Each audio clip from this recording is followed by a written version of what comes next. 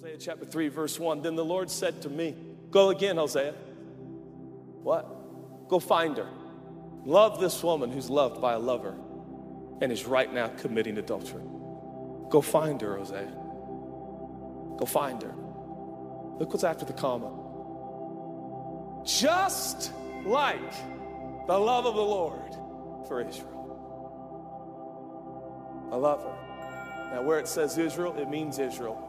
But it also prophetically speaks of God's love for the whole world. Go find her again.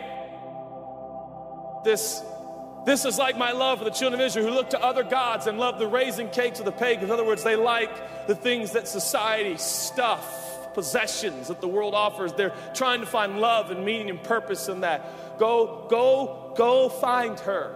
Boy, that must have been a heart-wrenching process. As you go looking for your wife who was a former prostitute who's now back into prostitution, where do you go looking for her, friends? How messy is that search? How painful is that pursuit? As he walks the streets, everyone says you don't go to those neighborhoods. Men of God should never be seen in those places and buildings. But here's Hosea looking for who? His wife, of all people. Going on in verse 2, he continues to write, so I bought her. I bought her for myself for 15 shekels of silver and 1 1/2 homers of barley. Wait. She's your wife, Hosea. She's already yours. What was the scene like as Gomer's back in the sex slave industry? What are the chances? Does Hosea find her on some pedestal somewhere, chained and shackled, naked, being sold to the highest bidder? Hosea there sees his wife, the mother of their 3 children, and Hosea looks at her and says, excuse me, sir, that's my wife. He goes, sir, I don't care who you think she is. This is her price. But okay, what's the price? And he pays for what is already his. The Bible says, I hope you understand, Hosea is a picture of God, and no offense, you and I are a picture of Gomer.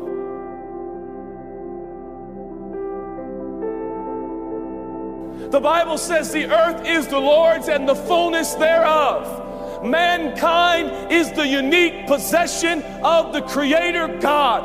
And yet, 2,000 years ago, he paid a dear price. He paid for what he already possessed. And he sent his son, who spilled his blood, to purchase back what he already owned. How much? Hosea gets the money. What was that exchange like when Hosea looked in the eyes of his wife? No doubt she hung her head in embarrassment. He's found me. I've abandoned him. I've abandoned our 3 kids. And yet he insists on buying me. The other men sought to buy her, to use her. Hosea seeks to buy her, to heal her.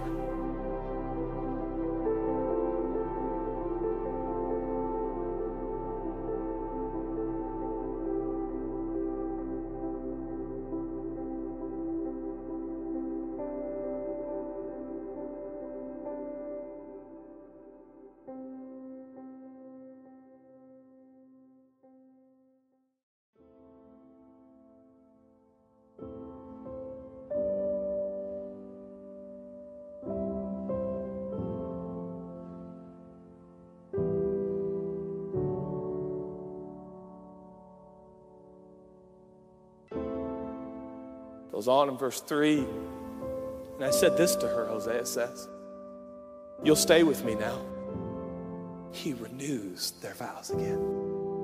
It says in verse 4, For the children of Israel shall abide. Now this is where Hosea shifts in and he starts speaking prophetically. This is really no longer about him and Gomer. It's about something that is to come. It's about something bigger. He doesn't know exactly what it all means. He knows there shall come a Messiah. He doesn't know when. He doesn't know that it'll be 750 years until the Messiah comes and redeems God's people and saves the whole earth and finally pays the penalty for God's wrath towards the sin of all humanity. He doesn't really know that. In verse 5, afterward, there's going to come a season. There'd be no king. It would be difficult. It would be unclear. It would be challenging. But then the children of Israel shall return and seek the Lord their God and David their king. Okay, he's not talking about King David as you know. David is a type of the Messiah, but he doesn't know the Messiah's name will be Jesus. So he calls him David because Jesus would come from the family of David. So he's preaching about Jesus, but he doesn't know how to prophesy and say Jesus their king. So he says David their king. And then notice what it says. They shall fear the Lord. The fear of the people will not be of terror. It will be in awe of his graciousness towards humanity. Hosea just bought Gomer even though she was already his.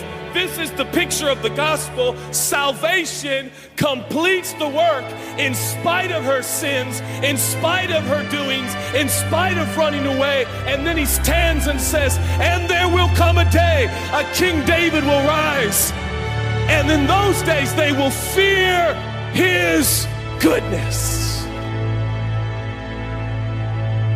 These are the days that we live in.